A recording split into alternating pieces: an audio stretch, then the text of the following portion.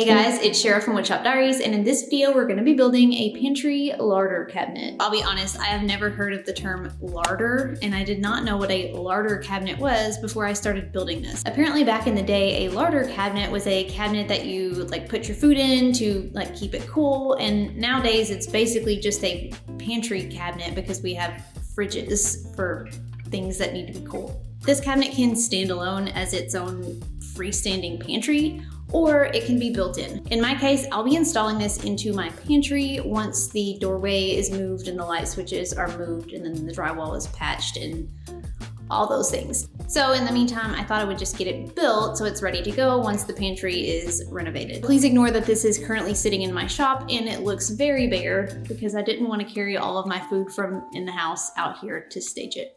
So that's enough rambling. This is a super fun build and I'm excited to share it with you. So if you're ready to get building, let's go.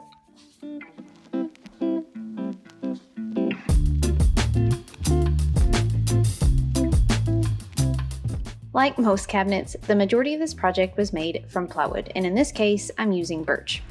So first, I started cutting down my plywood sheets. You can find the full cut list and cut diagrams in the printable plans that I've linked below.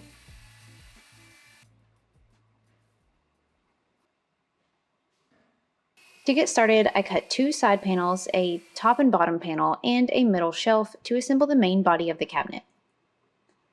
The front edge of the top and middle panels will be exposed in the finished piece, so I applied iron-on edge banding to these. Then I assembled the cabinet using pocket holes and screws.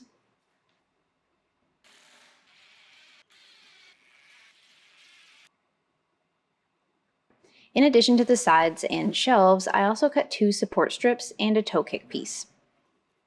One support piece will go at the front above the top panel, and the other will go at the back below the middle shelf. And of course, the toe kick will go under the bottom panel, just a few inches from the front edge.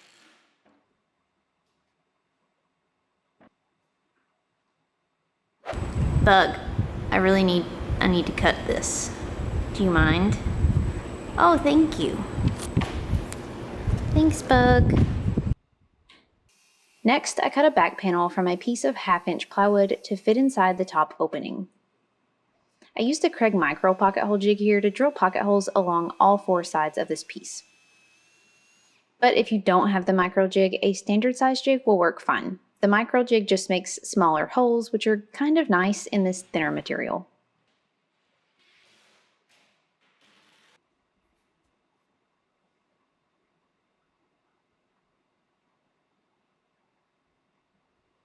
Now the bottom section is where the drawers will go, and for this I added some additional trim and framing.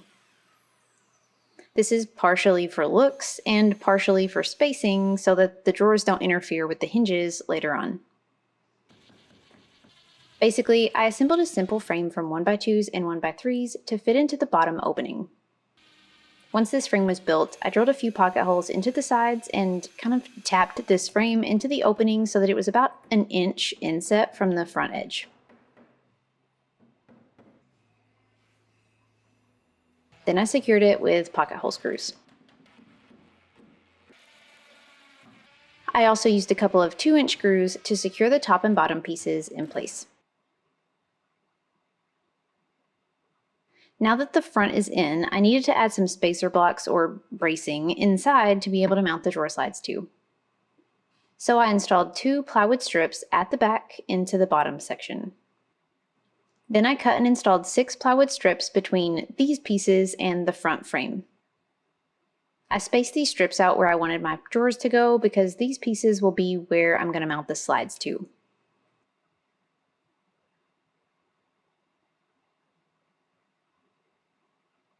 I have a whole separate video on how to install drawer slides that I will link below, but basically I screwed 3 pair of 20-inch ball bearing slides onto these braces so that they were about 3/4 inch inset from the front edge. I'll assemble and install the drawer boxes a little later, but for now I moved back to the top section to add some shelving. I cut a piece of 3/4 inch plywood to span the full width of the cabinet and then another piece to go above it as a divider.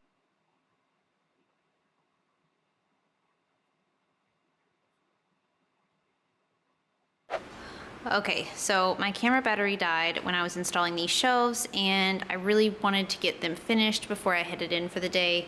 So I installed this bottom shelf here with pocket holes, which I was able to film part of, so you did see that. And then for this shelf, I just centered it side to side and used a couple of wood screws through the bottom and then through the top to secure it in place. I used pre-primed pine for the face frame and for the door frames. I already had some 1x6s laying around, so I just trimmed these down to 1x2s, 1x3s, and a 1x4. So if you remember back when I built the cabinets for my laundry room, I mentioned that for face frames on cabinets, sometimes if your cabinet is going to be going against a wall, it's nice to have like a built-in filler strip. For the face frame on this pantry, I'm going to make one side a 1x2. That's going to be the side that's not going against the wall, and then the side that is going against the wall, I'm going to make a 1x3. And I'm gonna let that extra inch of material hang off the edge. But the reason why I'm doing that is because I do plan on putting this in the corner of my pantry. So if this is gonna be a standalone unit for you, you don't need to add the extra thickness of the overhang on the face frame. Hope that makes sense. So all that said, I have a 1x2 for one side of my face frame, a 1x3 for the other side of my face frame, a 1x2 for the bottom, and a thicker 1x4 for the top. And the reason why I have a thicker 1x4 here for the top is because when I get done with this, I'm going to be adding some crown molding around the top. So I wanted my face frame to be taller, so I had room to nail the crown molding once the doors are installed and all of that. I assembled the face frame using pocket holes and screws, and with the 1x4 at the top and the 1x2 toward the bottom. Then I glued and nailed this face frame onto the front of the cabinet.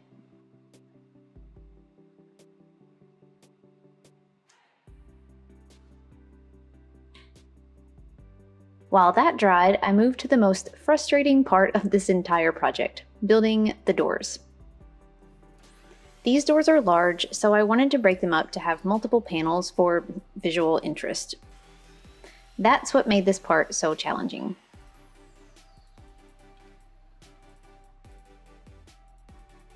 I decided to assemble these using a tongue and groove method. Now, I go into more detail on this in my cabinet door building video that I will link below, but basically I cut a tongue on my door rails using a router. Then I use my table saw to cut dados that will 1. Accommodate the 1/4-inch plywood door panels, and 2. Accommodate the tongue that I cut on the rails. Now, this gave me the door frame, but I also cut 1/4-inch plywood panels that will go into the dados and fill the openings.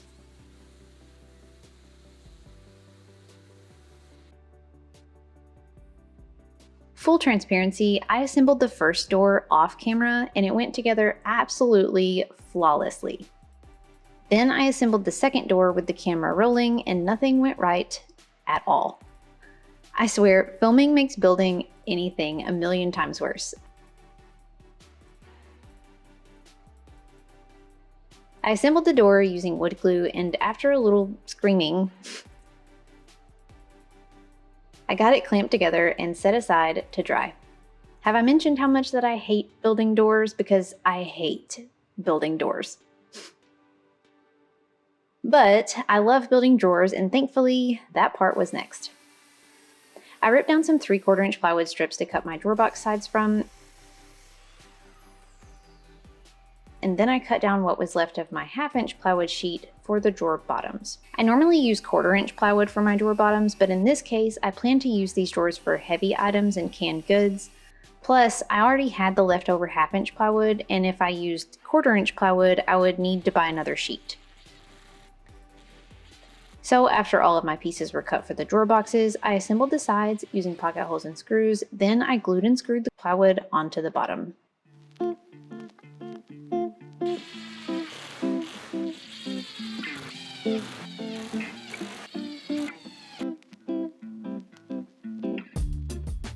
After all 3 boxes were built, I installed them into the cabinet. Now, to make this easy, I just removed the parts of the slides that mount to the drawer box, aligned the bottom and front edges, then screwed them in place, one on the left and one on the right side. Then they just slide right into the cabinet with proper spacing. I'll come back and add the drawer fronts later, but at this point I decided to go ahead and paint the cabinet and the doors. I primed everything first, just brushed and rolled. Then I applied a small bead of caulk between the door frame and the door panels. Now before painting, I went ahead and drilled my hinge cup holes into the doors. I didn't want to drill these after I painted and take a chance on damaging the fresh paint. So I drilled 3 hinge cup holes on each door, one toward the top, one toward the bottom, and then one in the center.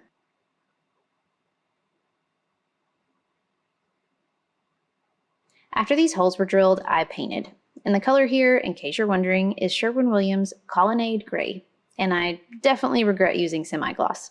I do not like how shiny the finished cabinet is, and when I build the other cabinets for my pantry, I'm gonna get some satin paint in the same color and just repaint this. But that's another problem for another day. While the paint was drying, I finished up a few things like drilling the shelf bin holes in the divider in the top section so that I can add some more shelves, and I cut and edge banded the drawer front.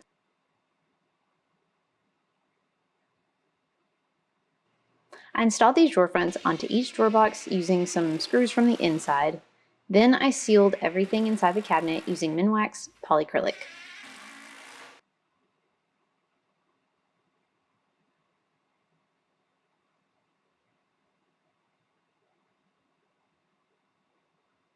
So I have my cabinet doors built and painted.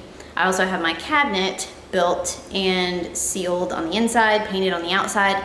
The last thing I'm gonna do is add a shelf on the inside of the door. So when you open the doors, there will be shelves on the inside, like on the back side of each door. My concern with adding these shelves is the weight added onto the door and if the hinges can handle it. So according to my research, AKA Google, it seems that a lot of people kind of agree that most standard concealed hinges can handle about 10 pounds per hinge. So if you have 2 hinges per door, that's 20 pounds. I have 3 hinges. I drilled 3 hinge cup holes.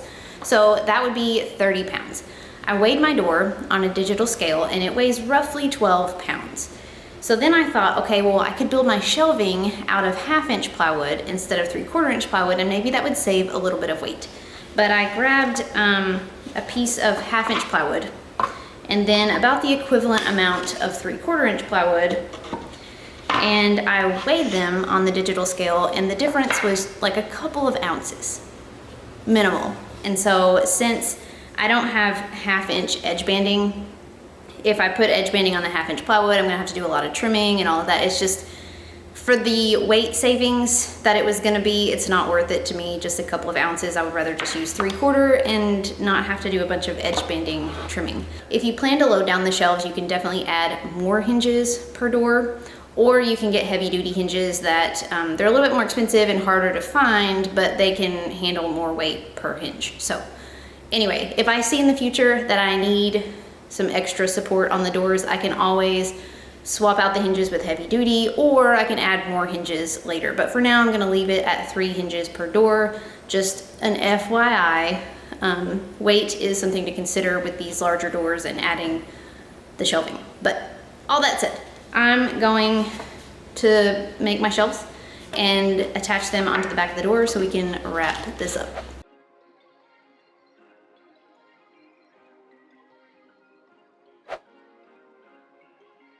I installed the hinges onto the cabinet doors into the cup holes that I had drilled earlier, and then I hung them on the cabinet and adjusted to get my spacing even.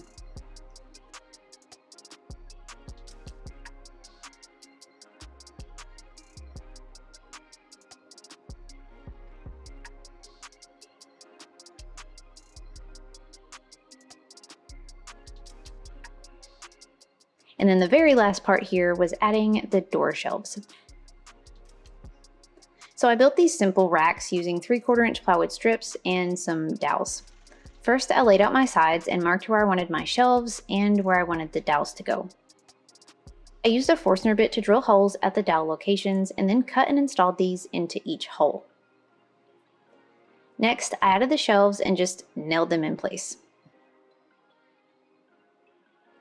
Like I mentioned earlier, the door shelves here are not intended for holding heavy items, so nails should work just fine here. But if you wanted to use some screws, that would definitely work too.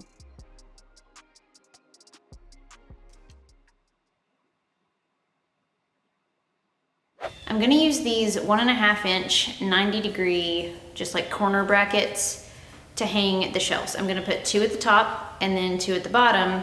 This side of the door obviously is closest to the face frame. So when I shut it, like I need to make sure that I mount this corner bracket far enough away that it's not gonna interfere with the face frame or the hinge. So I'm gonna mount the corner brackets that go on this side of the door as close to the edge of the door frame as I can. So I measured down about 5¼ inches, and that's where I'm gonna put the top of the bracket.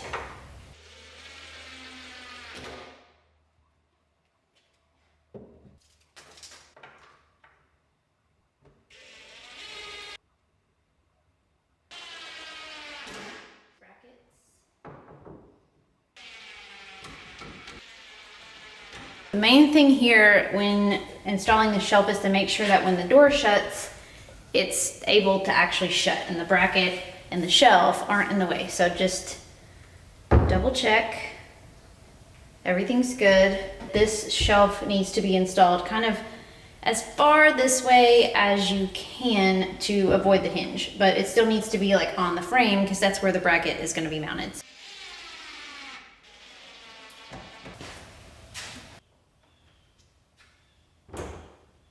And after adding a couple of handles and a magnetic catch at the top, this project was complete, except for eventually repainting it a different sheen.